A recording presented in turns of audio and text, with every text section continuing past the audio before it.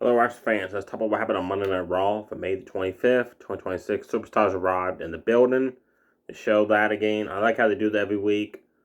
Then Paul Heyman's in the ring. He has a video from Brock Lesnar, who's not there tonight.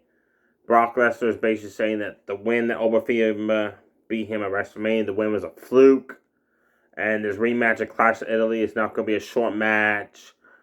He's just going to destroy him. Oba came out, signed the contract, just shoved it to Heyman, and he said, get Brock to sign it. I'll see him at Clash of Italy. He walked out of the ring. He opened the match for the Intercontinental Championship. Penta against Javon Evans. I'm like, this is going to be good. Penta, 48 hours earlier, defended his Intercontinental Championship successfully against Ethan Page in a really good match. Just see how he does against Javon Evans. Penta had a black purple gear on this week. Javon Evans, I thought, okay, he didn't do that shark attack thing like does when he goes right at the camera, so he's chomping away at it. Last week, I guess it was a 1 week off thing because he did it this week. I can't stand that.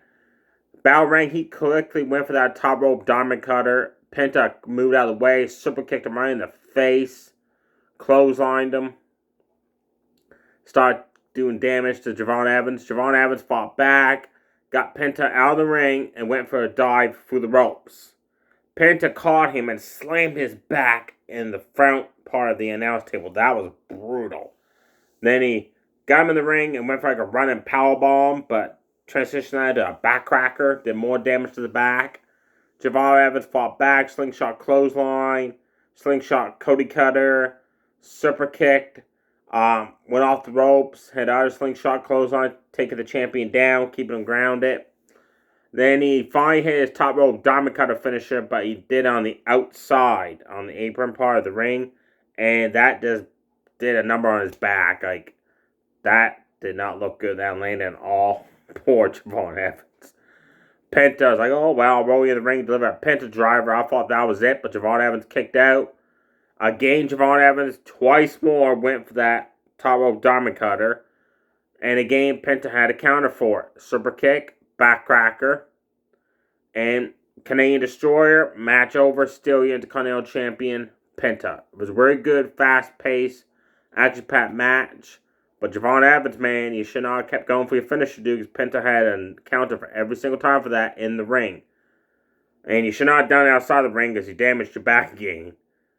After the match, they shake hands, and as Penta raises Javon's shoulder up, arm up in the air, Javon Evans like brushes him aside. He's frustrated. Goes backstage. Penta followed him. And he's like, dude, what, man? Like, I beat you, man, fair and square. What's up with that? Like, brushing me aside, all this. And Javon's like, I was just upset because I came that close to beating you for the Intercontinental title a couple times. And he beat me. And now I probably have to earn out a shot. And Penta's like, no, man, I'll give you a rematch anytime, dude. They shook hands. And then Rey Mysterio walked up, congratulated Penta on keeping the belt. Penta congratulated Rey on becoming the new general manager for AAA. And then he said, I'm going to go talk to Adam Pearce and get you a title shot for my belt. Rey Mysterio's all like that. Then later on in the night, Adam Pearce talked to Rey Mysterio, says, you got it. You're next in line to face Penta for the Intercontinental title. Ethan Page walks up, doesn't like the fact that Rey Mysterio's just getting handed a title shot. And he starts talking about how he tore the house down with Penta on Saturday Night's main event. When's the last time Rey has even won a match? When's the last time he's even wrestled?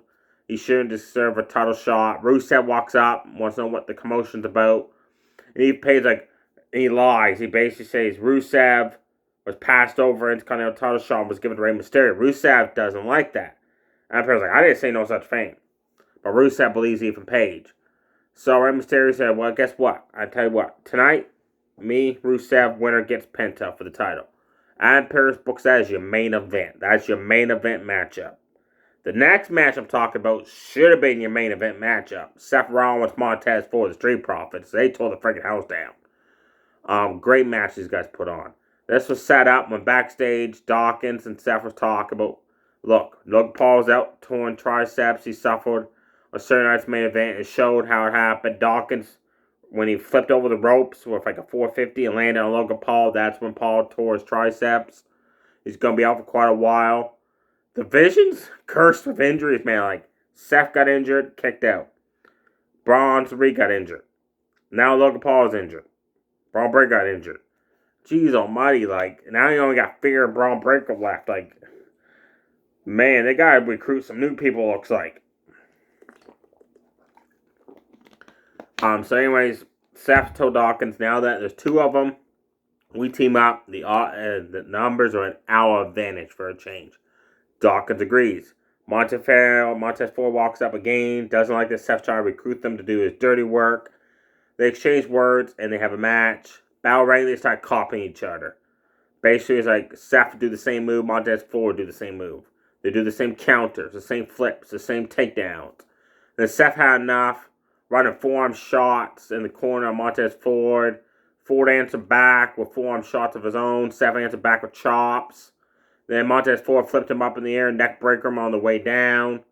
Did that cool move when he runs and dives over the top of the ring post to the outside, took down Seth Rollins. Rollins fought back, front suplexed him on the barricade, got up on Montez Ford's back, jumped off of his back, and curb stomped him on the outside. Like, ooh, that was brutal. Got him in the ring, went to do the running buckle bomb. Montez Ford hurricanrana him to the outside. Then did a dive through the ropes, knocking Seth back into the barricade. Seth did the same move to Montez Ford. Again, they're going at it, exchanging chops, forearms. Montez Ford gets like 5 rapid-fire forearms in a row. Seth stops out with a kick to the midsection, so Montez Ford spin kicks him in the midsection. Montez Ford does a cool like running roll up into a jump up splash. That was cool. Seth kicked out in the nick of time. Seth hit the superplex into the Falcon Arrow. Hit the Peregrine Montez Ford. And I thought that was a free count, but referee said Montez Ford kicked out. They show the replay. I say that was a free. I say it was a free, but referee said it was 2.5.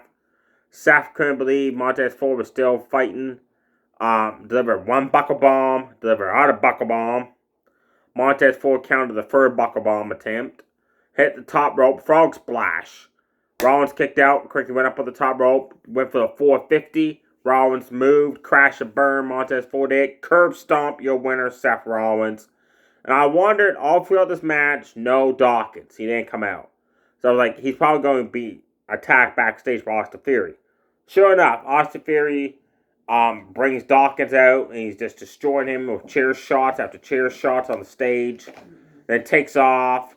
Then after that match, Rollins and Montez Ford's outside the trainer's room, and Adam Pearce says Dawkins is pretty banged up. Montez Ford looks at Seth like, my brother needs us on the same page.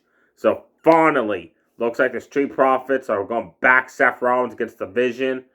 And Montez Ford went in the trainer's room to check on his brother, Dawkins, pal, and Seth Rollins is excited he's got allies and goes up to Adam Pearce and says, I want Braun Breaker as soon as you can give him to me.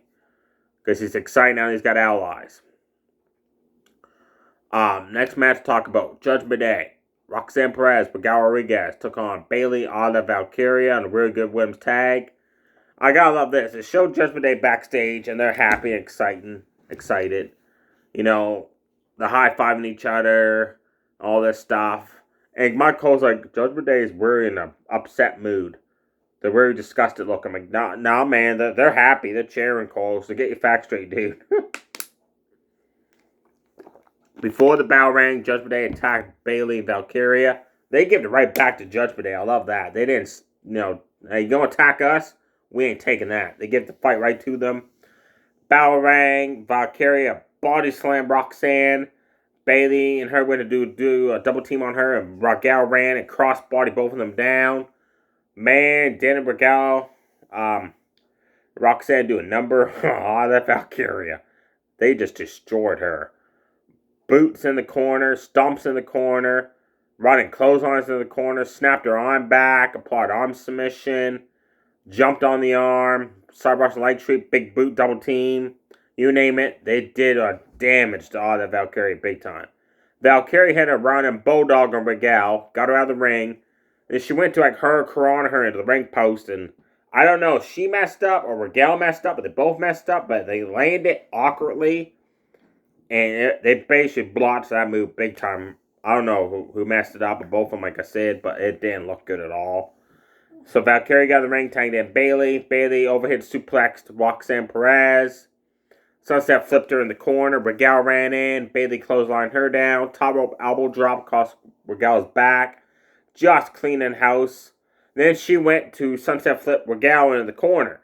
Regal just grabbed her and tossed her halfway across the ring. That ended Bayley's offense. Then Valkyria and Bayley had a double team Samoan drop neck breaker on Roxanne. And Liv Morgan put Roxanne's foot on the ropes to break up the pin, but the referee caught her.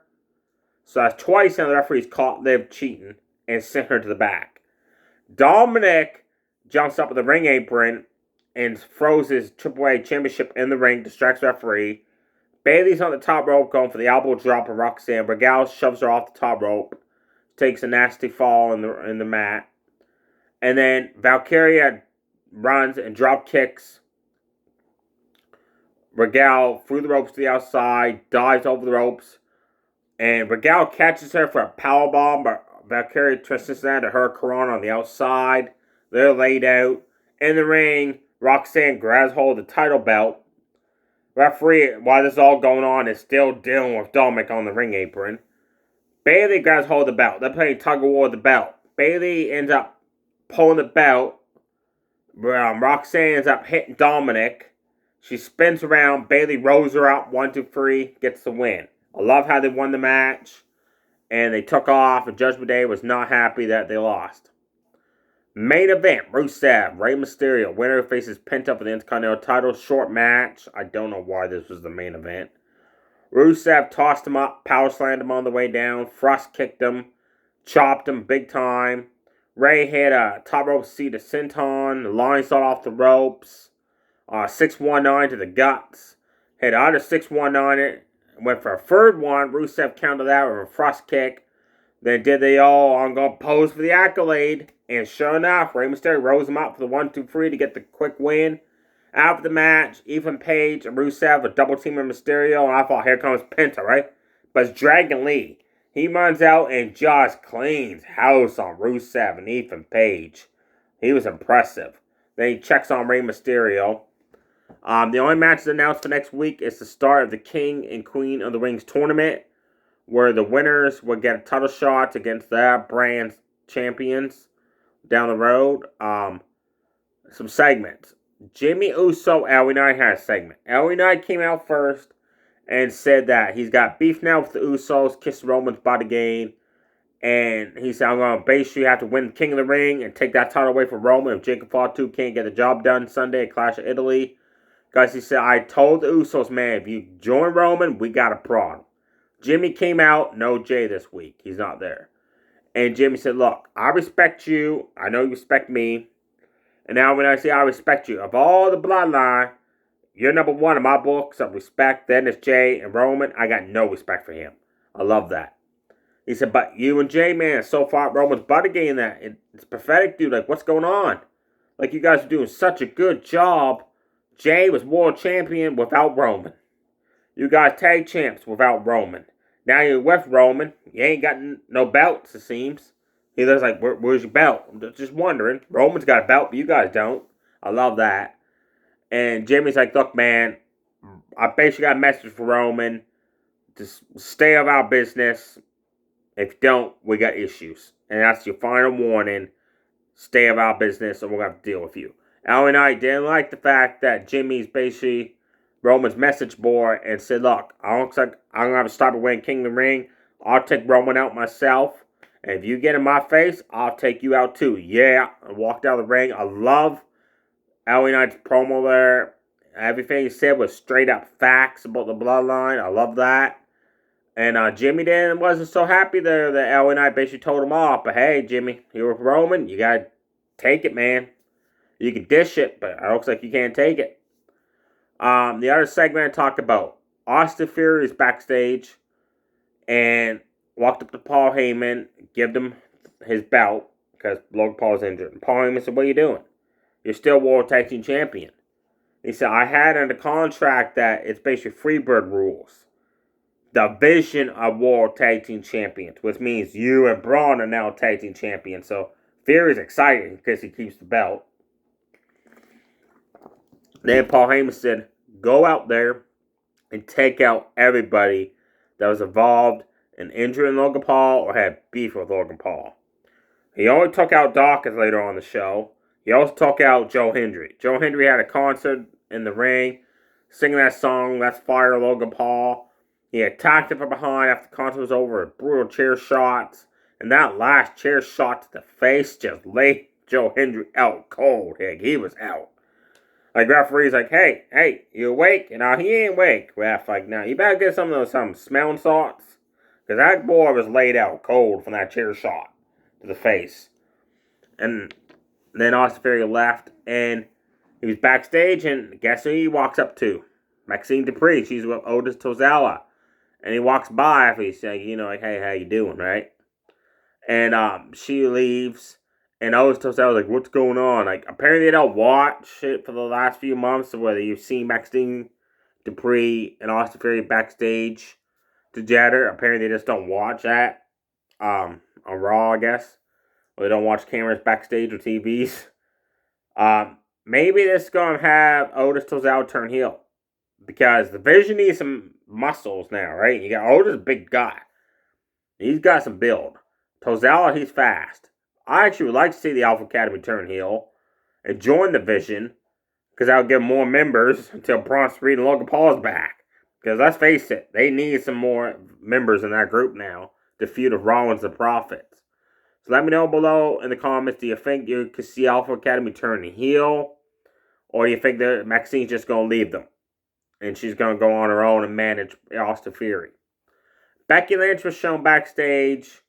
At first, she wasn't happy. She has to defend a belt this Sunday at Clash of Italy against Saruka. But now that Saruka hurt herself and she's banged up from the match at Saturday Night's Main Event, which really you can't call it a match, Becky, because you got purposely disqualified within like 5 minutes. She feels pretty confident now she can keep her belt at Clash of Italy. The only matches, like I said, announced for next week is the King of the Ring and Queen of the Ring tournament start matches. At Clash of Italy, they also already announced the lineup of the matches. The opening match is going to be Cody Rhodes versus Gunther, or Jay versus Gajo, and the other match is going to be right after that. Then it's going to be Raw matches. So SmackDown's opening up the pay-per-view with their matches back-to-back. The Raw is giving us Saruka versus Becky, Oba versus Brock, and the main event's Roman versus Jacob Fatu and a nose bar match for the world title. Whoever wins is Tribal Chief, and they had a contract signed to end the show. I'm like, well, we got Roman not ending the show for 1 week. Now he's back doing it. They didn't even fight each other. They just talked, exchanged words. And Jacob Fatu is basically sucking up to Roman. Like, I respect you. I acknowledge you. Always have. No, this makes no sense, because for weeks now, he doesn't acknowledge Roman. He doesn't respect him. Now he does. I think he's just saying that to throw Roman off his game, and Roman looked kind of confused too, like I was. Then they shook hands, and they nodded, bumped heads together. They shook hands again, and Roman said, when I beat you, you have to acknowledge me and do whatever I say, and if you beat me, I'll do whatever you say, because you'll be the new Tribal Chief. If Jacob Fatu does not beat Roman this Sunday, Clash of Italy, become the new world champion, the Tribal Chief, then his career is done. I'm saying, because Roman doesn't need this win. And it makes a whole lot of sense for Jacob Fatu to win. We already know Roman's not going to be on TV in the month of June. He's taking time off already. So, have him lose. And then the Raw after Clash of Italy, have Jacob Fatu make the Usos turn on Roman, kick him out. Send him packing for the rest of the year or whatever. But if Roman wins, Jacob Fatu is going to be LA Knight. Lost in the shuffle, nothing to do with the guy. And that's going to backfire big time WWE if they have Roman win.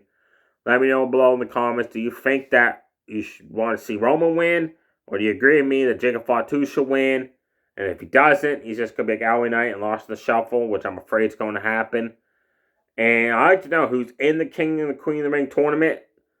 Because it showed like the bracket, but everybody's like question mark. Well, we know LA Knight's in it because he always said he was in it. Maybe on SmackDown this Friday we'll have some matches for the tournament starting up. That'd be nice to see. There you have, folks. Stay safe, everybody. Too sweet. Bye.